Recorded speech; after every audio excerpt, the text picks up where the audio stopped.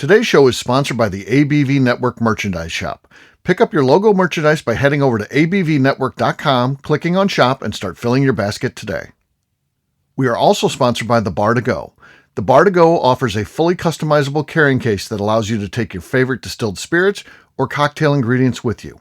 Whether you're looking for something for yourself, a customized gift, or logoed items for your business gift shop, the Bar to Go can help. Check them out at thebar2go.com. That's the number 2 in the Bar to Go. Don't forget our friends at Neely Family Distillery now ship their unique distilled spirits directly to you. To order yours, simply call 859-394-3258. Tell them the ABV Network sent you. And now, on to the show. Let's drink!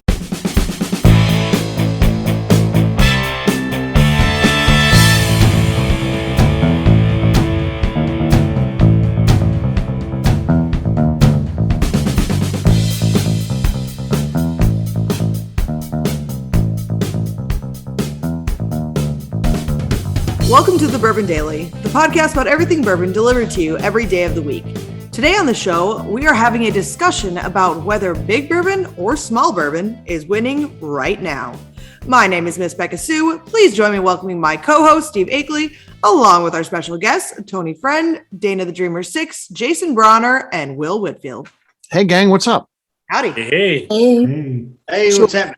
So we've got a fun topic today. We're going to be talking about who's winning right now. Is it Big Bourbon, the big heritage brands, or is it Small Bourbon? And specifically what I mean by that is if we look towards the beer industry, when craft brewing started coming up, initially it was kind of a joke. The big guys, you know, your Anheuser-Busch's and your Coors and Millers and all of them, we kind of laughed it off. You know, this, who cares? You know, they're coming along. It's cute. They want to get into brewing, and really didn't make much of a dent initially. And then you saw kind of the big guys starting to draw from them a little bit because they're doing different experiments and things like that. Then you started seeing the big guys, again, still dominating, but you're just pulling things from that. But at some point, there was a switch in power where suddenly the craft became where it was at. Really, they're setting the direction. It's not specifically one company because none of them are big enough to do so, but collectively as a whole, the little guys kind of took over. And I think that's still where we're at today. Craft beer really drives what the industry does, but we're going to check out and talk about where we're at in the bourbon journey, because I know initially it was like craft distilling, no big deal. And then we did see the big guys starting to pull from that. So are we to the tipping point where little is taken over or not? We'll talk about that after the break. For right now, Will said there's something he wanted to talk about. And what is that, Will? well, you know, I am a food guy, so pulling from everybody's experience based off of their favorite bourbon, what would be the perfect meal that you would build for a family or friends or someone that you would center around a bourbon? So usually you don't build the meal around the bourbon, you add the bourbon on. But if you had a centerpiece of bourbon, your favorite bourbon, what would be the perfect meal that you would make to go with that bourbon? Okay. I feel like, and again, I don't know if I'm answering this correctly or not, I feel like you could build something really nice around Maker's Mark. It's easy drinker, but they do have the different profiles now, of course, with the cask strength. They've got the 46, which Beka was talking about earlier. So I feel like there's some different things you could do to really make a for Makers to be the base. And I think it fits all the way across the board. You know, from starting out with maybe basic Makers and some of the appetizers and things like that, to as you get to, if you're eating a steak or something like that, if you get the right steak, you could pair the cask strength. And then when it comes to dessert time, maybe incorporating the 46, which has more, higher vanillins and things like that, would be a nice pairing. So I don't know. I think Makers is a good cooking. Was the question what bourbon, or was the question what meal? Well, the question was what meal, but now he's just added a whole nother element to this. Like, okay, what is your bourbon, and then what is your meal? Right. Yeah, see, that's what I was trying, and that's the best I can do. Steve. Yeah. So there you go. Beka, what would you do? For me, if I'm going to based off of a bourbon, I'm going to use our bourbon all day long. I love our stuff, what we do. And so I would be pairing that with something, which I think that, because we get a lot of, if we're going to base it off of a meal, So we get a lot of really good breakfast notes on a lot of our bourbons or our wheated bourbons, and even on occasion, some of our ryes. And so breakfast for dinner was good. I'd say have some sort of a breakfasty, maybe you could do a breakfast, or you could do breakfast for dinner. Let's see here. Can you guys hear me still? Is my internet still on here? Yes, we hear you. Back. Yeah. But I'd base ours. I do one of our like super, like it's a pretty normal profile for us is our breakfast bourbon. So I'd have a breakfast inspired bourbon, like, chicken and waffles or I like that. Cinnamon rolls or, French toast, all those type of things, because that's all things that we get off of our bourbon often. And so if you could have almost just a hodgepodge of different things to try with it, with your bourbon, and kind of see like, what is it that you are really tasting off those breakfast bourbons that we get. So that's what I do.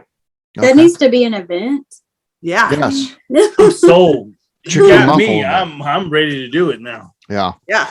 Yeah. I'll tell you who makes some good chicken and waffles. And again, it's not on the menu because he doesn't, I don't know why he doesn't have it, but Jason makes some killer stuff. When you do a barrel pick with him and he makes chicken and waffles, God darn, dude, that is incredible.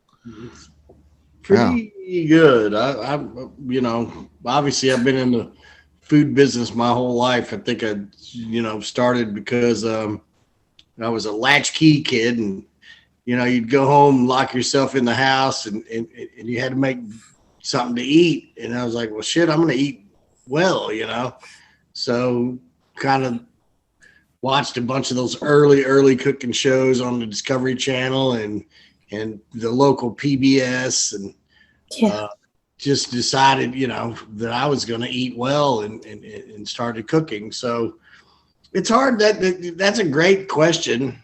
And we've done so many different dinners with bourbon, and we've done cheese dinners and chocolate dinners and whatever with bourbon and paired everything with it. So it's very difficult. I'm a big, I think right now, the chicken and waffles is great. I make a great sauce with that, with a rye, but it just, it's hard to say. I love crab legs, like king crab legs, the big daddies, but to just have that and some butter and something that might cut through that, almost like we talked about on the last show, would be a real high proof Booker's maybe.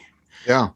Just when are we doing that event at the bistro, King Crab? Yeah, right. Because the crab legs are so rich, and especially with butter and garlic and whatever, and then you need something to cut through that. And I think that would just be the ultimate for me. Okay. Tony, you're a foodie. Have you thought about this? Yeah, so I'm actually really big on like burgers and steaks. So if I were to prepare something for somebody, most of my friends are bourbon friends. They like bourbon. If they don't, tough luck. You're getting strong bourbon. So I would probably make something like a high quality burger, like some bison or organic beef or something like that, or a nice high quality cut of steak with some barrel proof bourbon, such as Elijah Craig barrel proof, Four versus single barrel, or even Russell's single barrel. That's what I would do. Okay. All right. Dana, how about you? Well, I live in Jack Daniel's country, so we have the barbecue. And even though I'm not a huge barbecue fan, when they make the barbecue, I will always go and taste it. But to me, there's nothing like a whiskey marinade for a burger or even a hot dog. And they'll put splashes of it in the coleslaw and their side items. And I'm all about that. I love that. Will here, the one he wants to get into is the big Jack Daniel's barbecue competition. It's coming up. Yeah, you need to put in a good word to get Will in there. Yeah. Wait. So here's a serious note. So the Mecca, there's 3 events that you shoot for in the arena that I am, and that you get a chance to do. So it's Memphis in May. You've got Kansas. I've done Memphis in May. You got Kansas City Royal, which is happening here in 2 weeks, and then you have the Jack Daniel Invitational. I can't make Memphis. Did Memphis in May. I can't make the Kansas City Royal because I'm moving that week. but I did get an invite to the Jack Daniel invitation. No way, you're in on that? Wow. I'm going to be helping somebody cook down Congrats, there. So man. It doesn't matter. Do it. Yeah, when they that's get cool. hot meat, it's so great. Because you talk about that when you said that there's the big three, but that's the Super Bowl of barbecue competitions, right? Yeah. So very cool. Very cool stuff. If you come, let me know. I will definitely let you know if everything works out. But as of right now, yes, I'll be down at the Jack Daniel Invitational cooking with a buddy of mine. Okay. That's awesome. So. And at Becca's point, when is that again? Or if anybody's listening, maybe they want to go. When is it's this? the third week in October. Yeah, it's October. Okay. Yeah. There you go. There you go. That's exciting. Yes. Yeah. Well, Will, you asked the question. What would you do? Well, I kind of asked that question leading towards Tony because I know Tony's a foodie and I know he cooks on that. But you really can't go wrong. And not knowing the true background of Jason. Jason brought up some good ones, especially being from the Puget Northwest and having that king crab or a Dungeness. You have so many opportunities to play off of it. But based off of my favorite bourbon right now, if I were to get like a Weller or a Willette or one of those ryes, I would make something, a steak. You get maybe a ribeye, and then make like a nice glaze to go with it, bourbon glaze, and some potatoes and some green, whether it's asparagus or Brussels sprouts or something, just basic, nothing to go too crazy. But anytime you have a nice, good quality beef or a protein, it would do well with that. So a burger would be great, something easy you can make for everybody. But you can't go wrong with chicken. You can't go wrong with seafood. You can't go wrong with any of that. Bourbon is one of those unique beverages or liquids that you can actually blend in, whether it's something delicate as a crab or something as hearty as a steak. So very cool. So if you are into bourbon cooking, by the way, Will does some events with us. And matter of fact, as we're recording right now, it's not as this drops, but Saturday, you're going to be doing one of these with us. And you remember that, right, Will? I do now. Yes, you are slated for Saturday. Yes, but it's worth coming to because you prepare an entire meal and you make the whiskey across the board. So it's part of whether the appetizers, side dishes, main course, all that kind of stuff. So very, very cool stuff. And you do it every couple months with us. So there you go. There you go. And this Saturday you may or may not be doing it with us, depending on how your schedule is. I got you, Steve. Don't worry about it. I got you. All right. There you go. It is time to drink. What is everyone drinking? Let's start with Jason. Jason, what do you got there, man? Got a little bit of Old Forester, and it's it's been a long day. Okay. All right. He's regressed. Yeah. He had a very sober show, the last one, but this one he's regressed. You want to pop that or the old foe? I already did. It didn't do much. Oh, hey, it did nothing. Okay. All right. Dana, how about you? What do you got?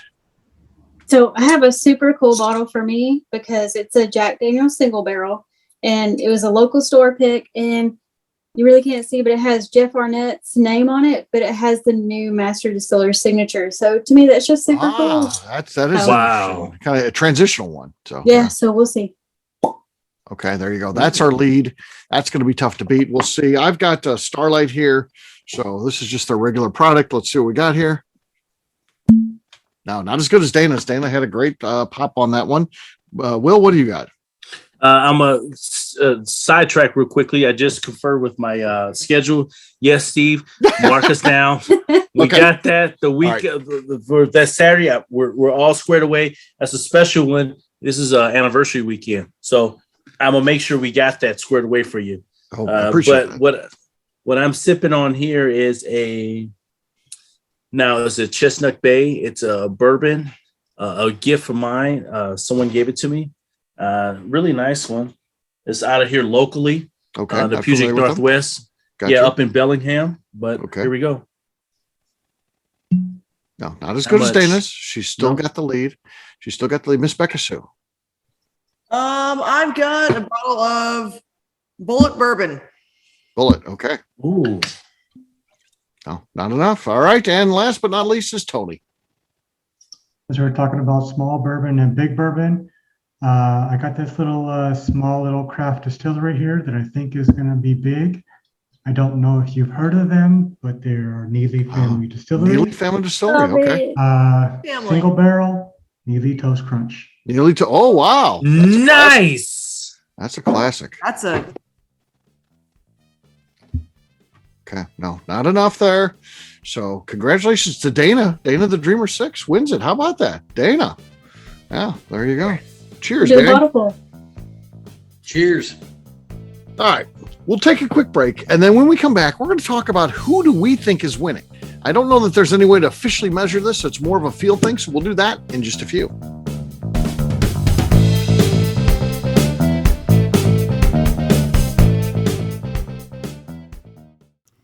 Hello, this is Steve Akeley, owner of the ABV Network, and let's talk for a moment about our sponsors, the people that make this show happen. First up is our friends at Moonshine University. In 2017, I completed my Executive Bourbon Steward certification at their office in Louisville. The information I learned through lead instructor Colin Blake and their team there is something that I continue to draw upon frequently in my role at the ABV Network. It truly is the standard of establishing a benchmark of knowledge of the bourbon industry. From history to production to brands and people, it's all there. Check out their full listing of programs, including Executive Bourbon Steward Certification, production classes if you're considering starting a distillery, and much more at moonshineuniversity.com. I also want to talk about Neely Family Distillery. Back in May of 2018, I met Royce Neely at Limestone Branch's Craft Bourbon Festival. It ended up not only being the start of a great friendship, I started to truly learn about what makes craft whiskey so amazing. You see, I had been a bourbon drinker for over 30 years at that point, and like many people who had been drinking bourbon a long time, I was hard-coded into thinking Big Bourbon was where it was at and craft was on a journey to get there. Spending time with Royce and learning the things he does to make his whiskey taste better started to really get me to appreciate how things like sweet mashing, open top fermentation, pot distillation, and the grains you are using not only makes your product taste better coming off the still, but also out of the barrel as well. I still love heritage brands and they make up a bulk of my collection. But when you find a craft distiller that is truly dedicated to the craft of distilling, you are drinking some of the best whiskey out there on the market today. That's exactly what's happening at Neely Family Distillery today. Check them out on the web at neelyfamilydistillery.com, or better yet, stop by and see them at their distillery in Sparta, Kentucky. And now, back to the show.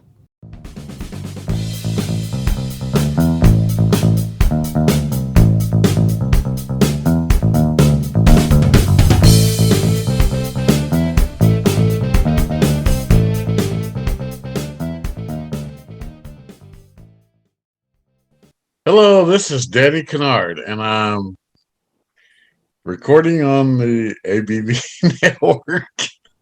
Welcome back to the Bourbon Daily. Today we're talking about big bourbon and small bourbon and who is winning. Yes, we are. I do feel like it's inevitable at some point that the industry will be controlled by small bourbon. Are we there yet? You know, where do we think we stand? And because I do think that small bourbon is a huge player now. Initially, I don't think they were. I think they were kind of written off by Big Bourbon as, let them do their thing. They're not really bothering us at all. And you saw so many of the trends we saw in small bourbon, where there's heritage grains or various finishes and all this kind of stuff you started seeing in craft. And then the big guys are all doing it. So I do feel like they're driving innovation, but who do we think is in charge right now? Who's running the show? I mean, when obviously there's a lot of different areas that we could talk about on this. Mm-hmm. I'm going to talk about what I currently deal with mostly, which that's gift shops. Right. And I'll say that when we do our tastings and our tours and our gift shop and all that stuff, something I hear often is people say that when they've gone to the big distilleries, they feel like all it is just you're a number, get you through, get you out, buy something, and please leave. Mm-hmm. And most people that come through the door, and these are people that are doing the Kentucky Bourbon Trail, they're doing the craft trail, they're going to all the distilleries. This isn't just, one person, whatever. This is a lot of people have said this to me, and it's that they feel that when they go to the smaller distilleries, like the smaller distilleries are where they actually get good human interaction. The stories themselves are a lot better than any big distillery because you have that more one-on-one contact. And so it just seems like a lot of the tourists that come through, they're getting way better interactions and just better experiences out of all the small distilleries. I have not once had someone come through and be like, oh, my absolute favorite is this massive distillery, which I'm not going to name one because I don't want to do that. But a lot of times when I ask people, I'm like, oh, you've done the entire trail. What's your favorite? They click off craft distilleries almost every single time. I do think that's an incredibly important component to this, Beka, is the tourism aspect, because again, same thing we saw in beer. Beer, the big breweries, I should say, always offered tours and things like that. And then the craft, they started doing that. And now it becomes a whole experience to go to your craft distilleries. You think, and I keep saying distilleries, breweries. So you think on that side of it, people want to go and experience a craft brewery. They want to go to those. And, when you're talking about, brewery cities like St. Louis or Grand Rapids or Denver or San Diego, people want to go and they want to sit in there and they want to drink that beer at that craft brewery. And I think we're seeing the same things happen with craft distilleries now. That tourism is definitely driving a lot of this. Little guys starting to take over. Well, what do you think? Do you think the little guys are much of a factor these days, or where do you think they stand? I think it's a huge factor, especially seeing up the growth of it in the Puget Northwest.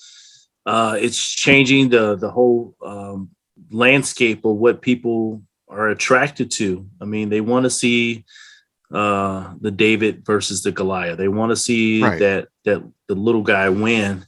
And kind of like what Beka was saying, you get a better experience, a one-on-one, when you see the little ones, because they're more invested in it. It's not to say the bigger ones are not invested. They've already got a track record. But as far as personableness and when it comes to the consumer, the little guys are pulling out all the stops and say, hey, let's talk about this. Let's talk about they're more willing to pull the curtain back and tell you the stuff that's behind the scenes. Because you're right too. If you roll back the clock, not that far, say 7 years or something like that, and you're talking to a bourbon fan that's in the Pacific Northwest, you're saying, what are your favorite bourbons? They're probably going to say, I like stuff from Buffalo Trace. I like stuff from Jim Beam. I like stuff from Heaven Hill. But now all of a sudden you're talking about with the local guys. I like what they're doing at Woodinville, or, they're talking about what's going on in the local scene. And these are the things that start to happen that puts the power in the industry into the smaller guys. Correct. You get a whole different flavor from that. And now it just opens up the whole genre so they can see the whole field of it. It's not to say that the big guys have just we love the big guys. Yeah. The little guys have just come up. Yeah, that's all. Yeah, we need them. Jason, you've been doing this a long time. And of course, you came up in a time when there was only the big guys. And this whole craft movement has kind of grown up around you, since you've opened Bourbon's Bistro. But what do you think now? Because, there's a time when you wouldn't even talk about the other guys, and you probably wouldn't talk about, good craft whiskey. Now these days, you know what? Some of the best whiskey that you're drinking may be from some of the craft. So tell us a little bit about what you've seen.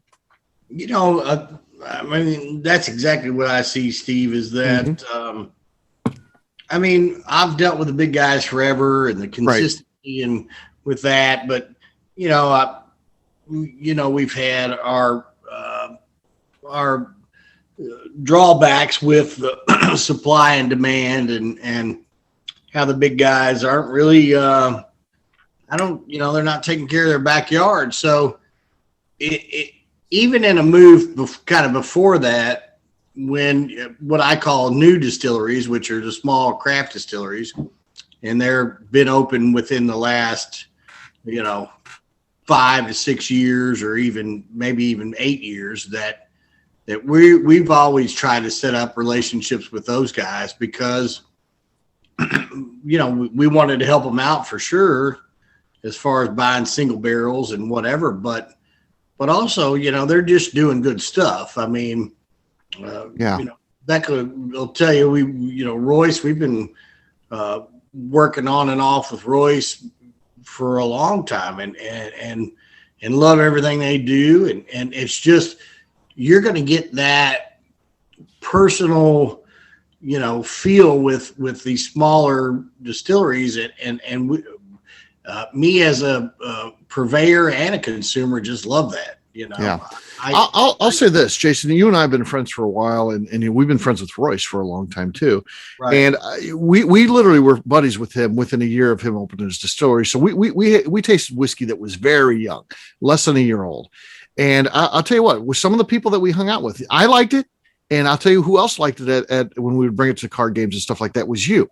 And some of the guys that we hang out with who are bourbon snobs were like, I like, wild turkey, and it's got to be 8 years old or 10 years old. That's the stuff I like. But Jason, to his credit, someone very respected, said, what this guy's got going on is incredible. I love this whiskey. And I thought it probably had to be, this is before Royce ever won an award or anything like that. He's won double golds and stuff like that now. And he's had the validation, but I'll tell you what, I bet you it had to be a great feeling for him to get that validation from you very early on in his career. And you knew right away he was onto something special. And I give you credit for that, man. You put your neck out there because other people were not saying that. They're like, oh, I don't know about this. This isn't what I'm used to drinking. And you were like, no, this is good stuff. And here's why. So it was cool.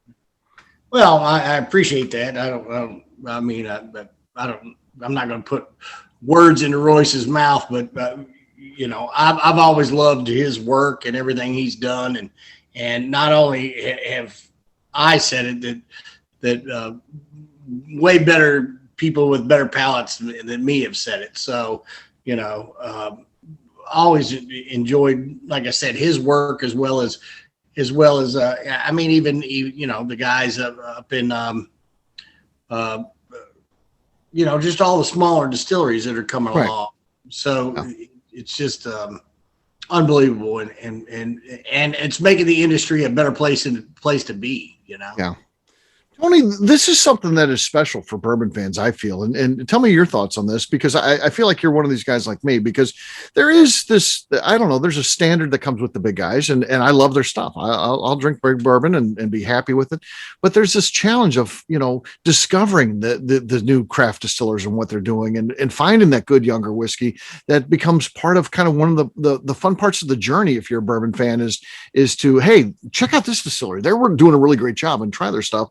And I think you're a guy that likes that stuff too, is discovering some great bourbons that are a little bit younger profile than you might see with the big guys. And the heritage brands, they can't change up what they're doing. Right. They've been doing it for 200 years. So we do have to give the heritage brands props for doing what they're doing for 200 years. They can't just stop what they're doing. You know what I mean? Right. So that's where you have to give them props, that they can't stop what they're doing. They're doing what they're doing. They've been doing it for 200 years. But the smaller guys, you got to love what everybody's doing. It's giving us variety. I think it's bringing the quality up. It's making everybody pay attention to what the hell's going on. Yeah. And I think the big guys feel a little bit of threatened by a lot of the smaller. I think at this point we're starting to get to that point for sure. Yeah. Tony, back to you. Is that a cool angle of this? The fact that you can find some great young whiskey out there? Yeah, to kind of build on Jason's point, I think this industry as a whole is everybody's winning.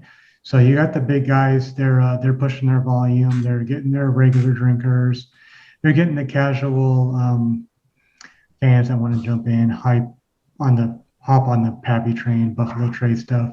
But then you have those kind of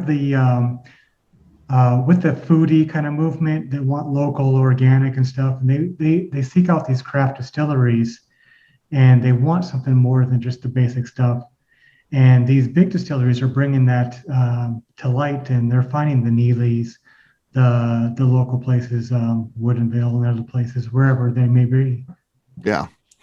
Yeah. Dana, I know you like to go out and discover distilleries. You go visit them and things like that. And what are your thoughts on small versus the big? Oh, no, I guess since I live in Tennessee, I don't know if it's any different, but I can go 5 miles down the road and I run to a distillery, Tennessee Pride, And they've been so welcoming and so nice. And they're even like, hey, ABV, if they want to come in and record, you can. And then I go 15 miles down the road and I run into Jack Daniels. And I mean, other end of the spectrum there. Yeah. Yeah. I'm very happily located, as I said in my first ever recording. They're nice too, but I mean, I haven't done a tour in a while, but it just seems like, to me, it's hard to say which is better, but I will say, at least with the small distilleries, they're more open and like, hey, come in, try this, see that. And for the most part, they're pretty honest about things. But I've been to a few and they're like, yeah, try our whiskey. And I'm like, how long you been open? And they're like, oh, like 7 months. I'm like, you don't have whiskey. Where did you get this from? Oh, I'm sure you can guess. I shouldn't have to guess. It's like, right. Be honest with me. But I don't know. It's hard for me to say which one is. Well, I feel like, and maybe someone can correct me if they think I'm wrong here. I feel like, we are at the time when you're looking at it, everything's a chart. And of course, heritage bourbon was way up. If you want to talk about that, craft was way down. And then you start to see craft go up and maybe heritage goes down a little bit. And I feel like now they've kind of met because they're both doing, to Tony's point, they're both doing really well. I mean, heritage brands continue to expand. They're building new warehouses. They're ramping up production. So they're doing really good. It's not like they're doing bad. But I also feel like craft continues to grow and people, back to Beka's point, like to go into, the craft experience and that. So I feel like we're at a point in time when they're kind of pretty equal. They're on equal craft footing. Gives you more options for sure. Yeah. So do we think long-term, do we think it'll change and maybe one will overtake? But I'd say right now we're kind of at that perfect point where everybody's doing well. Is that what you guys feel too? Yeah, I do. Yeah. I think that's where we're at right now. And we'll see what happens. It could potentially stay like this. Over time, maybe one overtakes the other. Maybe Heritage takes back, and they're really driving everything because they've done some of the different experimental things and stuff like that we saw in craft. Or maybe craft drives, just like we see in the beer industry now. We'll see. TBD, but it's going to be fun to watch, and I think we as bourbon fans win no matter what happens here. So I feel like these are good times to be a bourbon fan. They're creating some great stuff and innovative, and it's just a great bourbon experience. We'll wrap this one up as we always do by talking about where people can find us. Dana, we'll start with you. Where can people find you? You can find me as Dana the Dreamer 6 on both Instagram and Twitter. All right, Will. You can find me as Slow-Mo Q on Instagram and on Facebook. That's SLO_MO_QUE. All right, Tony. You can find me in Kentucky trying to be a Southerner drinking my L8. And you can find me on Instagram at Glass of Whiskey 86. All right, Jason. I'm on Instagram as Bourbon Redneck, and then you can find Buzzard Roost and Bourbon's Bistro on all the media platforms. All right, Miss Beka Sue. You can find me on Twitter and on Instagram at Miss Beka Sue, 1K, no C's. All right, for me, I'm an easy guy to find. I'm at Steve Akeley on Twitter, Instagram, or Facebook. I've got a website, steveakeley.com. We've also got that company website, that thing's abvnetwork.com. Check it out because everything that we do is out there. We put all of our virtual bourbon events. I'd encourage you to check those out. If you're not doing those, you probably should. We do some great tastings. We have some people from the bourbon industry join us. So check us out at abvnetwork.com. Click on virtual bourbon events and see what we have going on. Miss Beka Sue, anything else to say before we get out of here? I just like to remind the audience to please give us a 5-star review that includes comments. It helps when people find the show, which is very important to us. If you like what we're doing, please visit our Patreon page at patreon.com/the ABV Network. All right. Great job today, gang. For our audience, we'll have a brand new show for you tomorrow. Looking forward to that. Until then, take care, everybody. See ya. Bye. Bye. Peace. See y'all. Peace.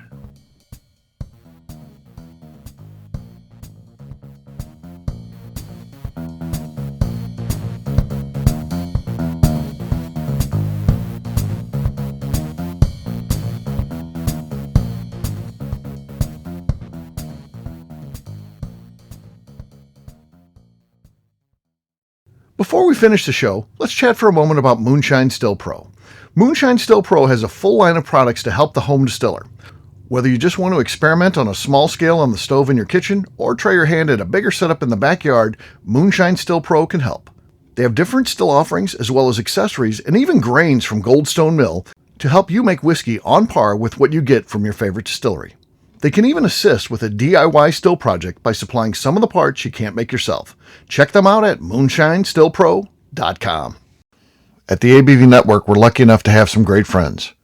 Amongst those friends is the Goldstein family, owners of Goldstone Mill. Goldstone Mill is a full-service mill offering a variety of heritage and heirloom grains. Their unique approach of working with mills around the country allows them to offer you affordable shipping opportunities to meet the unique needs of your distillery or brewery.